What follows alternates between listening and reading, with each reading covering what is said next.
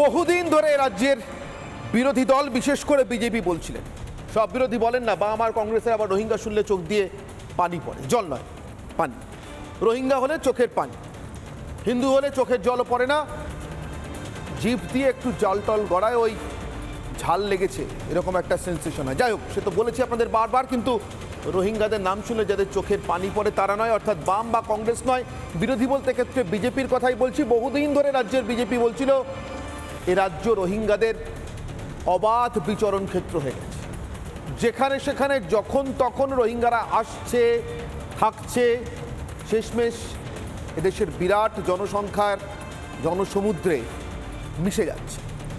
কেউ খবরও রাখছে না, খোঁজও রাখছে না, অথবা খোঁজ খবর রেখেই এটাতে সাহায্য করছে। কখনো সন্দেশখালী শাহজাহান, তো কখনো ক্যানিংয়ের অন্য কোনো তৃণমূল নেতা। বারবার নাম উঠে এসছে, কিন্তু মমতা বন্দ্যোপাধ্যায়, তার পুলিশ, তার প্রশাসন একদিন একবেলা একটা বাক্যও এটা স্বীকার করেন, এ কথা সত্যতা স্বীকার করেননি। বরং যতবার এটা বলা হয়েছে ততবার বলেছেন বিজেপি ইসলামোফোবিয়া ছড়ানোর চেষ্টা করছে, মানে মুসলিমদের সম্পর্কে মানুষের মনে ভীতি তৈরি করার চেষ্টা করছে। কি আজব যুগ! আমি বলেছিলাম কিছুদিন আগে আপনাদেরকে আমার এক শিক্ষকের কথা, যার কাছে আমি অ্যালজেব্রার এবিসিডি থেকে ক্যালকুলাসের সবটা শিখেছি। তিনি এই বাংলারই এক নিম্নবিত্ত কৃষক পরিবারের সন্তান। ধর্ম পরিচয় তিনি মুসলিম বিরোধিতা, মুসলিম বিদ্বেষ। আমি যার কাছে অঙ্ক শিখেছি শেখ রিয়াসাত, তিনি রোহিঙ্গা, খারিজি মাদ্রাসায় পড়তেন না। আমরা কথা বলছি রোহিঙ্গাদের নিয়ে, আমরা কথা বলছি খারিজি মাদ্রাসায় এসে এদেশের ছেলেদের, বাংলার ছেলেদের মগজ ধোলাই করে তাদের জঙ্গি বানাতে চাওয়া জসিমউদ্দিন রহমানির মতো কুখ্যাত জঙ্গিদের নিয়ে। আর সেই জঙ্গিরা এদেশে যে জঙ্গি পুষছে, রিক্রুট করছে তাদের নিয়ে। এখানে মুসলিম পরিচয়টা কি বড় না এখানে উদ্দেশ্যটা বড়? কিন্তু প্রথম দিন থেকে খাগড়াগড়ের বিস্ফোরণ ঘটনা ঘটানোর পর থেকে, যাকে সিলিন্ডার ব্লাস্ট বলেছিলেন মমতা বন্দ্যোপাধ্যায়, সেদিন থেকে আজ পর্যন্ত তিনি জঙ্গির নামটা জানার সঙ্গে সঙ্গে ও নামটা যদি মুসলিম ধর্মাবলম্বী মানুষের পদবীর সঙ্গে তার সামান্যতম মিল থাকে, সঙ্গে সঙ্গে মমতা বন্দ্যোপাধ্যায়ের সিদ্ধান্তে পৌঁছে যান ওটা জঙ্গিদের কাজ হতেই পারে না। তার পরবর্তী বক্তব্য থাকে এটা ষড়যন্ত্র। তার কেন্দ্রীয় সরকার দেশের বিরুদ্ধে ষড়যন্ত্র করছে, ধরা পড়ছে, যারা ধরা পড়ছে তাদেরকে যারা ধরছে সেই তদন্তকারী সংস্থা দেশের সর্বোচ্চ গোয়েন্দা সংস্থাগুলোকে পাল্টা ষড়যন্ত্রী বলে, অকথা কুকথা বলে। এই পরশুদিনকে বিএসএফকে গালিগালাজ করে মুখ্যমন্ত্রী কার্যত আমাদের দেশের দেশদ্রোহীদের, দেশের বাইরে থাকা দেশের শত্রুদের, এদেশে হামলা চালাতে চাওয়া সন্ত্রাসী জঙ্গিদের মনোবল শক্ত করেছে। সরাসরি হাত ধরেছেন এমন কোনো প্রমাণ পাইনি, তাই বলছি না, কিন্তু মনোবল তো বাড়িয়েছেন বটেই। যারা ভারতের বিরুদ্ধে যুদ্ধকে তাদের ভাষায় জিহাদ, নরেন্দ্র মোদীর বিরুদ্ধে যুদ্ধকে তাদের ভাষায় জিহাদ, আর সেই সূত্রে ভারতের সমস্ত সাংবিধানিক সংস্থার ক্ষতি করাকে তাদের ভাষায় জিহাদ এবং পবিত্র কর্তব্য বলে মনে করে, তাদের মনোবল বাড়িয়েছেন মমতা বন্দ্যোপাধ্যায়। এবং জেনে শুনে যে বাড়িয়েছেন তার সব থেকে বড় প্রমাণ, যাদের কথা বলে আজ শুরু করেছিলাম সেই রোহিঙ্গাদের কথায় ফিরব না। নিছক অভিযোগ নয়, রাজনীতি নয়, হাতে গরম, হাতে কলমে প্রমাণ। এ বাংলায় রোহিঙ্গারা আসছে, থাকছে, ডেরা বাঁধছে, সবাই জানছে, সবাই মানে সবাই, মমতা বন্দ্যোপাধ্যায়ের পুলিশও জানছে, পুষছে, তারপর মিশে যেতে সাহায্য করছে। আজ এমনই এক রোহিঙ্গা ডেরায় পৌঁছে গিয়েছিলেন আমাদের প্রতিনিধি সৈকত পাল।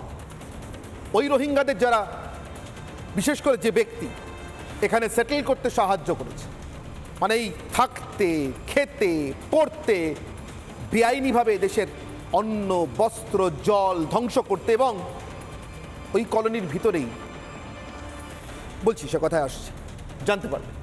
তার আগে রোহিঙ্গাদের আসা প্রমাণ হাতে কলমে, রিপাবলিক বাংলার ক্যামেরায়। টোটাল বললাম যে 327 জন মতো রোহিঙ্গারা ছিল না। এখানে আত্মীয় স্বজন আছে, কলকাতার বিভিন্ন জায়গায় গোপনে তারা ফ্ল্যাট নিচ্ছে, তারা থাকছে, পরে এখানকার সব হয়ে যাবে। আমার এখানে যখন রোহিঙ্গারা আসে, আমি যেমন রাজ্যের একদম রাজ্যপাল থেকে শুরু করে, মুখ্যমন্ত্রী থেকে শুরু করে, ডিএম থেকে, এসপি থেকে, এসডিও থেকে, লোকাল থানা পর্যন্ত আমি চিঠি করেছি, তার রিসিপ্ট আছে আমার কাছে। পুলিশ থেকে শুরু করে অ্যাডমিনিস্ট্রেশন বা গোয়েন্দা দপ্তর সব এসছে টোটাল। পুলিশ থেকে বারুইপুর থানা থেকে 1000 বার ইনকোয়ারি করেছে, এবং গোয়েন্দা বিভাগ থেকে এসে আমাকে এখান থেকে নিয়েও যায়। হ্যাঁ, নিয়ে গেছিলো। শুনলেন? থামালাম আরেকবার আপনাদের শোনাবো বলে, এই সব জানার কথাটা রিপাবলিক বাংলা বানিয়ে বলছে না। মুখ্যমন্ত্রী তো আবার কথায় কথায় ফেক নিউজ খুঁজে পান, বিশেষ করে জঙ্গি ধরা পড়লে। কি বলছে হোসেন গাজী শুনছেন? কারা কারা এসছিল আরেকবার শোনাই, মন দিয়ে শুনুন শেষ অংশটা। কতজন এসছিল, কোথায় গেছে, সেসব তো শুনলেন। কারা কারা এদের খবর পেয়ে এসছিল, তারা কারা, আর খবর পেয়ে আসার পরে কি করেছিল? রোহিঙ্গাদের তুলে নিয়ে গেছিল, ভারত সরকারের হাতে প্রত্যর্পণ করেছিল, বিদেশি অনুপ্রবেশকারী বলে দেশের আইন আদালতের সামনে উপস্থাপিত করেছিল না। আবার শুনুন। আমার এখানে যখন রোহিঙ্গারা আসে, আমি যেমন রাজ্যের একদম রাজ্যপাল থেকে শুরু করে, মুখ্যমন্ত্রী থেকে শুরু করে, ডিএম থেকে, এসপি থেকে, এসডিও থেকে, লোকাল থানা পর্যন্ত আমি চিঠি করেছি, তার রিসিপ্ট আছে আমার কাছে। পুলিশ থেকে শুরু করে অ্যাডমিনিস্ট্রেশন বা গোয়েন্দা দপ্তর সব এসছে টোটাল। পুলিশ থেকে বারুইপুর থানা থেকে 1000 বার ইনকোয়ারি করেছে, এবং গোয়েন্দা বিভাগ থেকে এসে আমাকে এখান থেকে নিয়েও যায়। ওনাকে নিয়ে গেছিল, রোহিঙ্গাদের নয়। দিব্যি বেঁচে পড়তে ছিল তারা, মিশে গেছে এদেশে মূল স্রোতে। যারা এদেশ আমাদের পাশের দেশ না, তারও পরের দেশ, মায়ানমারের রাখাইন প্রদেশের তারা খেয়ে পালিয়ে আসা, এবং যাদের অধিকাংশ আসলে জঙ্গি, ওখান থেকে তাড়িয়েছে, পিটিয়ে তাড়িয়েছে, মেরে তাড়িয়েছে অধিকাংশ জঙ্গি বলে। কিছু বাচ্চা বুড়োও আছে, তাদের পরিচয় নিয়ে এভাবে বলা যায় না। তারা নাকি স্রেফ মানবিকতার কারণে এমন বিদেশি অত্যন্ত সন্দিগ্ধ চিত্তে, যাদেরকে গোটা পৃথিবী দেখে, এমন একটি গোষ্ঠী পালা পোষা, আর কি বলেছিলাম ফ্রিতে আরও কিছু আছে, সেই ফ্রি কথাটা শুনুন এবার। খারিজি মাদ্রাসা শুনুন। কিছুদিনের জন্য এই ঘরটা একটা খারিজি মাদ্রাসা হিসাবে আপনারা চালিয়েছেন? হ্যাঁ, চালিয়েছি কিছুদিন। ছোট ছোট মাদ্রাসাগুলোকে খারিজি বলা হয়, পাবলিক ডোনেশনে এদের চলে। এখানে বাচ্চারা পড়াশোনা করতো, এখানে বাংলা, ইংলিশ, আরবি পড়তো, 3 রকম ভাষা ওরা পড়াশোনা করতো। খারিজি মাদ্রাসা থেকে কোনো ধরনের কোনো জঙ্গি প্রশিক্ষণ দেওয়া হয় না? না, হয় না এখনো পর্যন্ত। খাগড়াগড় কাণ্ডের নাম শুনেছেন? খাগড়াগড়ে আমি নিজে গেছি। খাগড়াগড়ের ঘটনায় সেই যে শিমুলিয়ার মাদ্রাসার কথা উঠে এসেছিল, খারিজি মাদ্রাসা, সেখানে কোনো দেশবিরোধী কাজ হতো না? একটাও প্রমাণ দিতে পারলে আমি নিজে থেকেই 10 বছরের সাজা নেব। যে এই কথা বলেছে, আমি নিজে খাগড়াগড়ে গেছি, গিয়ে ওখানে পুরো বই থেকে শুরু করে পুরো এলাকাটা ঘুরেছি, সার্ভে করেছি, পাবলিকের সঙ্গে কথা বলেছি। এটা চক্রান্তমূলক, জঙ্গির কোনো ব্যাপার না। আর মাদ্রাসার সঙ্গে, খারিজি মাদ্রাসার জঙ্গি প্রশিক্ষণ হচ্ছে, এটা কোনো ব্যাপার না। দেখতে মানুষেরই মতো, অবিকল আপনার আমার মতোই কথা বলে, কিন্তু বাস্তবিক অর্থে একটা জঙ্গি জন্তু, এর বাইরে কিছু না। তাহলে আপনি ভাবুন, এদেশের সেরা তদন্তকারী সংস্থাগুলো তদন্ত করে আদালতের মাধ্যমে, এদেশে আপনারা জানেন কাসবেরও বিচার হয় এবং সেও একজন আইনজীবী পায়। এটা বাংলাদেশ নয়, সাধুকে আটকে রেখে দেয় দিনের পর দিন, বিচার হয় না, উকিল পায় না, তা নয়। সেই দেশের আইন আদালত, সর্বোচ্চ আদালত পর্যন্ত যে জঙ্গিদের সাজা ঘোষণা করে জানিয়ে দিচ্ছে এবং তারা জেল খাটছে, সেই সাজায়, সেই তদন্তে এই লোকটার বিশ্বাস নেই। এই রোহিঙ্গাদের সেটেল করানো হোসেন গাজীর বিশ্বাস নেই। থাকবে কি করে? থাকবে না। এবং তারপরেও এরকম দেশদ্রোহীরা আপনার আমার সামনে প্রকাশ্যে এসে বুক বাজিয়ে কথা বলতে যেতে পারবে কেন জানেন? আছে, তার উত্তরও আছে। কেন মমতা বন্দ্যোপাধ্যায়ের ছবি দিয়ে শুরু করেছি। হোসেন গাজীর সঙ্গে সত্যিই তো মমতা বন্দ্যোপাধ্যায়ের সম্পর্ক কি আপনার মনে আসতেই পারে। হ্যাঁ ঠিক, বাংলা এরকম অনেক জঙ্গি হয়তো ছড়িয়ে আছে, কিন্তু আপনি খামোখা মশাই ভর সন্ধ্যাবেলা মমতা বন্দ্যোপাধ্যায়কে টানছেন কেন? কেন টানছি দেখাবো আপনাদেরকে, এক্ষুনি দেখাবো। হোসেন গাজীর এই বক্তব্যের পরবর্তী অংশ, সাজাপ্রাপ্ত জঙ্গিদের 1 নম্বর উকিল, তারা আবার এদেশের আইন আদালতে বিশ্বাস নেই।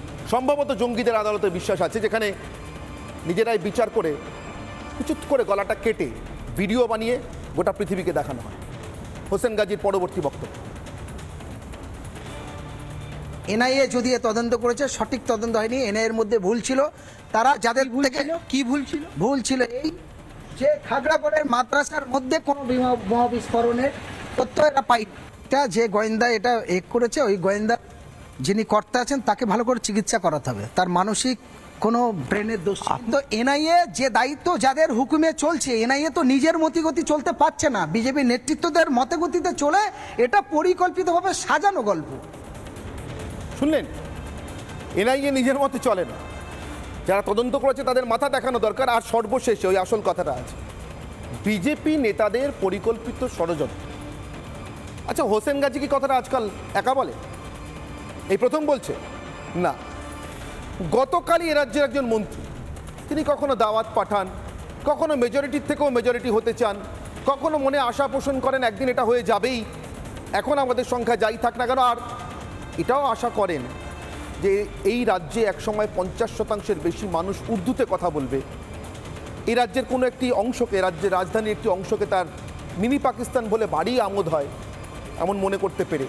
ফিরহাদ হাকিম, কলকাতার মেয়র, তার কথা বলছি। দেখুন তো, গতকাল একটি অনুষ্ঠানে ফিরহাদ হাকিমের এই বক্তব্যের সঙ্গে হোসেন গাজীর বক্তব্যের কোনো মিল পান কিনা আবার দেখাবো, আবার হোসেনের বক্তব্য শোনাবো। আপনাকে ভুলতে দিচ্ছি না, আপনাকে ভুলও বোঝাচ্ছি না, মিলিয়ে নেবেন বারবার। ফিরহাদ হাকিমের বক্তব্য। এটা পারসেপশন তৈরি করছে, পারসেপশন তৈরি হচ্ছে যে এখানে এটা একটা হালকা করে কমিউনাল পারসেপশন তৈরি হচ্ছে যে মুসলিম মানে টেরোরিস্ট। রাষ্ট্রনেতা যারা ভারতবর্ষে যাদের খুন হয়েছেন, সেটা সাউথে হোক, নর্থে হোক, সেন্ট্রালে হোক, একদম মহাত্মা গান্ধী থেকে শুরু করে এখন পর্যন্ত কোনো মুসলিম কিন্তু খুন করেনি, অথচ টেরোরিস্ট স্ট্যাম্পটাকে মেরে দেওয়া হচ্ছে। My name is Khan and I am not a terrorist. Mahatma Gandhi রাষ্ট্রনেতা ছিলেন না, তবে অবশ্যই তিনি জাতির জনক। তার খুনটি স্বাধীন ভারতের প্রথম রাজনৈতিক খুন, কোনো সন্দেহ নেই, এবং কোনো মুসলিম সে খুন করেননি। ধর্ম পরিচয় একজন হিন্দু, অত্যন্ত বিদ্বেষী একজন লোক নাথুরাম গডসে সেই খুনটা করেছিলেন, এটাও ঠিক। তারপর ভারতের দুজন প্রধানমন্ত্রী দুটি উগ্রপন্থী সংগঠনে হামলায় প্রাণ দিয়েছেন, একটি খালিস্তানি তার দেহরক্ষীদের হাতে ইন্দিরা গান্ধী, আরেকটি এলটিটি উগ্র তামিল জাতীয়তাবাদী সংগঠন, এটাও ঠিক। কিন্তু এদেশের এই তিনজন রাজনীতিবিদের প্রাণের বাইরে আর কারুর প্রাণের দাম তাহলে নেই বলছেন ফিরহাদ হাকিম। মুম্বাই সিরিয়াল ব্লাস্টে মারা যাওয়া এতজন ট্রেন যাত্রী, কাসবদের জঙ্গি হামলায় মারা যাওয়া এতজন ট্রেন যাত্রী, পুনেতে মারা যাওয়া এতজন সাধারণ মানুষ, মুম্বাই হামলার সময় মারা যাওয়া এতজন সাধারণ মানুষ, এদের কারোর প্রাণের দাম নেই। এদের কারা মেরেছিল? প্রত্যেকটা ক্ষেত্রে কাদের নাম উঠে এসেছিল? না। আমি কিন্তু ফিরহাদ হাকিম আপনার মতো মুসলিম নামটা নিয়ে চর্চা করছি না, কিন্তু আমি আপনাকে আয়না দেখাচ্ছি, সত্য দেখাচ্ছি। আপনি জঙ্গির পদবি মুসলিম হলেই বলছেন টার্গেট করছে, তাস খেলছেন, তাস। আপনার খেলা তাস পরম মমতায় কুড়িয়ে নিয়ে হাতে রেখে টেক্কার মতো ফেলে যাচ্ছে হোসেন গাজীরা, রোহিঙ্গাদের বসিয়ে খাইয়ে পড়িয়ে নাগরিক করে। আরেকবার শোনাই আপনাদের হোসেন গাজী, ফিরহাদ হাকিম, দেখুন তো মর্মবস্তুতে কোনো তফাৎ পান কিনা। এনআইএ তো নিজের মতিগতি চলতে পারছে না, বিজেপি নেতৃত্বদের মতগতিতে চলে, এটা পরিকল্পিতভাবে সাজানো গল্প। যদি কেউ টেরোরিস্ট হয়ে থাকে সে অন্যায় করছে, কিন্তু একটা পারসেপশন তৈরি করা হচ্ছে যে মুসলিম মানে টেরোরিস্ট। মিলছে পারসেপশন, সত্যি নয়। ঠিক যেভাবে হোসেন বলছে সব সব ঝুট হয়, কিচ্ছু সত্যি নয়। মনে হবে মেহের আলীদের বৈঠকখানায় বসে আছে। আমার আজকের অগ্নিবাণ,